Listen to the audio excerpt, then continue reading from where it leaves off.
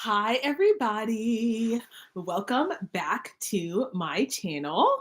Today, we are talking about Lauren and Orion. We are talking about Married at First Sight.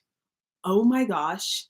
This season of Married at First Sight is driving me crazy, you guys. I have a lot of thoughts, so we're going to get into it. If you guys are watching Married at First Sight, please leave a comment below so I can know that you're with me on this crazy journey.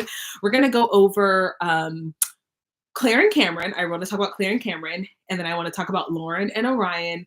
And I'll talk about Becca and Austin too, but I really want to talk about Claire and Cameron and Lauren and Orion. And so if you're watching this episode, there are three couples on the show, Married at First Sight. They get paired. They have not seen each other until the altar. They say yes, they're on their honeymoon. And the first couple that I want to talk about is Claire and Cameron. Listen, what annoys me the most about Claire and Cameron is that they talk about their relationship, they talk around their relationship, but they never talk about themselves to each other or share anything about themselves to each other. And I think Cameron gets a bad rap because he's the man and he's not, and he is kind of arrogant. But I'm telling you, you guys, like Claire is not emotionally available, period. Like she's not willing to give up anything about herself. She doesn't reveal a lot about herself to Cameron. She doesn't seem to open up. She doesn't seem to talk about her goals, desires, dreams. It's almost like she doesn't want to let him in. And he's trying to save face. Like that's what I get from this show is like he's trying to save face because he feels like, wow, I'm married to this woman and does she even like me?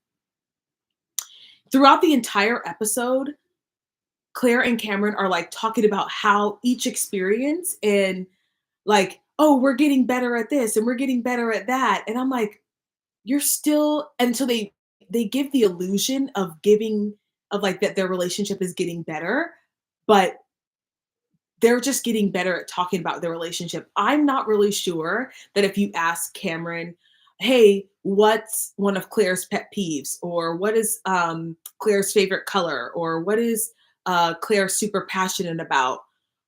That he would be able to tell you. And I don't know that Claire will be able to tell you anything about Cameron. To me, it seems like she's not that attracted to him. And I think that's the root of all this. I don't think that she thinks he's attractive. And because she doesn't think he's attractive, I think she's giving him the cold shoulder. Period. If you guys disagree with me, like please let me know. It feels like she's giving him the cold shoulder. And this is not to woman blame. This is not to blame her. I don't think she's attracted to him. I don't think she likes him. I don't think she finds him attractive. And the fact that he's a little awkward, I think that's why she's kind of like, I'm okay. Because he does have some, like he's not like an American citizen, meaning he wasn't born here. He has some sort of like quirks about him. He's got an interesting sense of humor. I would I would venture to say maybe his he's a little bit spectrum. Like he's an interesting character, right? He's an interesting guy. Um, but I don't think Claire brings out the best in him, and I don't think he brings out the best in Claire. So I think when they get home, there's going to have to be a serious intervention by the experts on like how to have actual conversations. Now, my other theory with Claire and Cameron is that they made an agreement to leave their relationship off screen. So if you guys remember, oh my gosh, there was a couple, was it Danielle and her husband? They almost did a similar thing where, oh gosh, what season was that? I should look it up. Um, Danielle, Married at First Sight. Hold on. I'm gonna look it up real quick. There, Danielle Dodd, and she was, yeah, season 7. No. Yes. Yes. Bobby and Danielle. They had this weird agreement. I wouldn't even call it weird. It was really, really smart. They had this agreement where I noticed that they wouldn't have deep conversations on camera, but they would talk about like how in the with the experts, they would talk about how things were going well. And I could be in they could we could be in the same boat with Claire and Cameron, but I remember specifically Bobby and Danielle would not get into fights on camera. They would not have serious conversations on camera. Like they kept everything light on the camera, and then, behind closed doors, the relationship was great, and obviously they're still together. So that was my second thought, was like, oh, maybe that's what's happening here with Claire and Cameron. But I just don't like, to me it was very clear that Danielle was attracted to Bobby, and I don't see that Claire is attracted to Cameron. So it'll be interesting to see what happens when these two go into the real world, and like they're moving to their place, and they have to actually deal with each other and real things come up. I'm okay, you guys. The fact that Claire is a therapist and, like, is not vulnerable bothers me so much, and it really shouldn't. I don't know this girl from a can of paint. If she is, in fact, the way that she is on television, she has a lot of theory, and they both have a lot of theory. Like, obviously, she's in school to be a therapist, and so it's almost like she's trying to apply theory like a prescription without being a human, and that does not work for a lot of men. A lot of men need you to be a human. And he's responding to Claire in the way that a man responds to another man. Like she has all this theory and no like actual embodiment. And that's what scares me for her about this relationship. I'm like, wait a minute, sis. You're reading all these books about attachment theory and psychology and Freud and narcissism and all these psychological, the DSM-5, you're reading about connection and relationships, and you aren't opening up intimately with this man. Like girl, you got to open up if you want him to be connected with you. And that's the question, is like, does she actually want to be connected? And I don't think so, you guys. I don't think she actually likes him, but we'll see. Only time will tell. It's still early in the season. They're still very much getting to know each other. I think one of the benefits of the older seasons, okay, first of all, this is the first time in Married at First Sight history, I think, where the couples are all like over 30. Like they're in their late 20s. Whereas before, I feel like we got a lot of like younger couples. Correct me if I'm wrong, you guys. And so they were more open and willing. And I feel like these couples are very much set in their ways. And that's why we're seeing a lot of this interesting conflict, is that these couple, like when you're younger, I will tell you as someone who got married later in life, when you're younger, you're just more willing to like, kind of go with the flow and open up to someone. You haven't been jaded, you haven't been hurt. And like that's what I see with Claire, is like baby girl's been hurt and she wants to get it right. So she's afraid to open up, but not realizing that her shutting down like this is actually what's causing the issues between them. So if she just opened up, in a reasonable, wise way, instead of talking about the relationship, shared, her thoughts, feelings, and things like that, then it would actually probably bring out a better side in your boy. So in Cameron. Okay, now let's get to the couple of all couples. Y'all, I think Married at First Sight thought they were doing something when they when they put Lauren and Orion together, but I don't think they anticipated the disdain that he would have for her. Orion does not like Lauren. Okay? He does not like that woman, period. And the sooner she realizes that, the better. The sooner she realizes that, the better.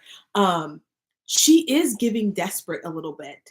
And so what happened in this last episode is that Lauren and Orion, they kind of like make up, and he's like, I still want you by my side. I still blah, blah, blah, blah. And so they kind of like start talking again, and they're, bless her heart, Lauren is trying so hard to be understanding and a safe space for him, and to be open and welcoming and understanding of his anger. Now, we can all agree that what she did on the previous episode was out of control. It was out of bounds. It was a boundary line crossed. My thing is, if you're going to be mad, just say that. Do not pretend to be some like elevated, I processed this and I moved on, because I feel like Orion, um, he basically said, "Hey, I'm over it. It happened. It's all good. We're all good. You know, it's going to take me some time, but we're all good." And so they went about the day like, you know, the day and the dates, just like a normal, regular couple. And I could sense from the episode that Lauren felt an immense amount of shame and guilt for what she had said. And I understand that. And I think, you know, when someone does something wrong, I always pay attention to whether or not they're just looking for me to forgive them or if they have genuine, true remorse and sorrow. And what I saw in Lauren is like she was so crestfallen, heartbroken that she had hurt Orion. And if he was actually looking for it, he would have seen that she really was genuinely sorry. And that doesn't mean that he has to immediately forgive her. And that doesn't mean that he has to immediately, go back into the relationship in the same way. But what he pretended like he was going to, he pretended like everything was fine. And if he was actually able to see her, he would have said, "Oh my gosh, this woman genuinely felt sad and hurt and shame and ashamed for what she had said to me. That's a good woman. That's a woman who has a heart. She's got compassion." But I think his pride is getting the best of him. And so later in the episode, everything's fine up until dinner time. And she explains to him that the last time that she had had sex was 2 months before the wedding. And he gets upset. And okay, there's two minds about it. Okay, of course, I'm like, on the one hand, she didn't know that she was going to get matched. So she was just living her life. Now, that's an indication of the kind of person that she is, right? Like that is her vibe, right? Like her vibe is like, I kind of sleep with anything and everyone, and I'm all I'm a free spirit, right? But baby Orion, you said the same thing about yourself. Does she know that you messed around with men? Like, again, what I'm seeing with him is there's a lack of grace and there's a lack of compassion and understanding that she would seem to have for him. And you guys, I said this in my last recap that when a man feels inferior to a woman, he will try to find anything to break her down and make her feel worthless. And I told you guys, I said he feels inferior to her. Oh, I thought people were singing outside. He feels inferior to her because he is not where he wants to be in life. And it's not because money is everything, but that's because that's a man's nature. Healthy men want to be they want to be able to provide and take care of a woman, and she's in a different station in life. You guys, that man does not like her. He feels inferior to her, and he was so upset. And we could see in the previews for tomorrow's episode that she wanted a divorce. So we don't know what happened, but he antagonizes her, you guys. And I think that's something that we just see her making a statement and him getting upset. But the fact that he's getting upset is actually the issue. You 2 months, from what I understand with the selection process, you don't know up until like a week or two before that you're going to get married. And a lot of people don't even think that they're actually going to be selected. And I'm curious to know if he dated up until the show, like meaning, a month, or was he like, "Oh, I'm going to sit back and in my high horse and not date anybody for 3 months while they do the selection process." I find that hard to believe. I find that hard to believe. So the fact that he gets upset with her so quickly, and it's always like that kind of takes, and Oh, girl, y'all, he is so spicy. He's so sweet and sassy. It's it's annoying. That took sex off the table for me. Okay, that's fine. But why are you upset that she was just living her life? And I think what I would like for Lauren is because in an effort to be, again, in an effort to be understanding and compassionate and to come off as like this well-balanced, centered woman, she's not really going in on him like that. And I don't think she should, but I think Lauren should start quipping back a little bit because if he was mad at me for asking, for having sex 2 months, listen, I'm a Christian. I'm not doing that. But before the wedding, I would have asked him when was the last time he kissed a girl or dated. Like, why are you? But she's so quiet. She's so meek. And I'm like, you're letting him treat you. Someone's someone's messaging me. You're letting him treat you.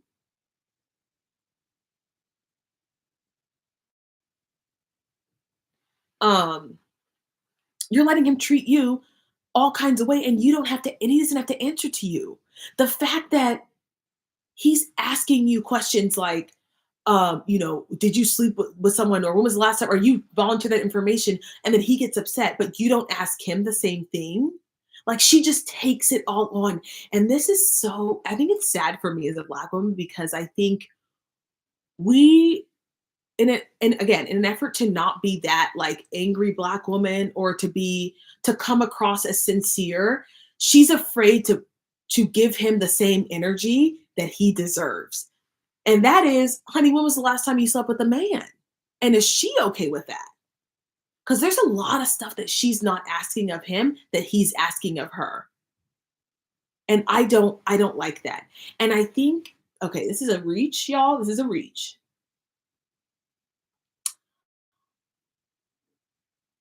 I don't think he likes the fact that she's Black and a woman because Black women do have a stereotype of being like um more controlling. Like that is a stereotype that is attached to Black women. And if what he said was true, which was, I don't like, my mom and my sister, I've come from a matriarch, and he's trying to buck against that, that's not going to be okay. I'm mad at the experts for putting them together. And I told you, and I said this from the day when I said this was not a good match.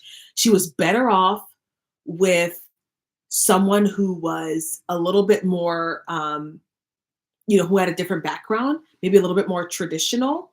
And the reason is because they wouldn't be tripping off of all this stuff. Like he's like, oh, I'm a free spirit. I'm fluid, all this other stuff. But you're mad at her for doing what like fluid people do. Like people who they don't care about those kinds of things. So either you're fluid or you're not. And I think that this instance with Lauren in the hot tub with him, that's ruined everything. So and sometimes in relationships, if you're already up here, something happens, a little trigger, it's like poof. And I don't think there's anything she can do to come back from that. And I remember in the last video I said this relationship's done. I don't think there's anything she can do to come back because he's not really willing to forgive her. He doesn't like her. He doesn't like her. And poor Lauren is almost like begging for his approval. And shame on the producers for putting her in that position. Because she could find somebody better. She really could. She really could. I don't think it's good for, like, if a man is constantly coming for you, and which is what I feel like he's doing. Excuse me, sir. Can I help you? You want to say hi to the people? Say hi to the people. Hello. Hello. Hello. Hello. Did you say hi to the people? Yes. Okay. He's constantly coming for her. He's constantly like trying to find things to just knock her down a peg. Like that is the energy that Orion is giving for Lauren. And so I hope that she does at some point walk away because I don't think that this will last long term. I think he will resent her for the rest of her life, not only for the hot tub comments, but for the fact that she's in a different place. And I don't think he liked the way that that Lauren's dad came at him either. Because y'all, okay, you guys, people do not like when Black people have confidence. They just don't like it. They really don't like when Black men have standards for their children. They don't, people don't like that. Like we gotta get to the meat and potatoes of this. Like he is not interested or down with Lauren's family. Uh all right, Lauren, right? Yeah, her family. He's not. And so it'll be interesting to see what happens, but I think this relationship is done. I think there's too much resentment. I think there's too much animosity between the two of them on Orion's part. I don't think he likes Lauren as a person. He's very arrogant and condescending with her. And I need her to pick up her self-esteem off the floor, put it in a bucket, wash it back over herself, pack up her things, and leave. That's what I think. So anyway, you guys, that's it for today's video. Leave a comment if you have thoughts and opinions on this one. And I will give you guys a recap in the next one. I'm also starting Vlogmas on Friday, which I'm really excited about. Vlogmas. So on Fridays, we'll do faith-based content, Bible content, and then the rest of the week, we'll just pepper in anything and everything. I'm really excited to kind of experiment this Vlogmas. Last Vlogmas was really about like fitness and health. And I love that too. So you guys know I'm going to sprinkle that in there with workouts and stretching and recipes and tips and all that stuff. But I'm also going to include some more lifestyle content and reality, because I do watch my reality TV shows and all that, and just some commentary and things like that. So anyway, you guys, I hope you enjoyed this one, and don't forget to like, share, comment, and subscribe, and I'll see you in the next one. Bye.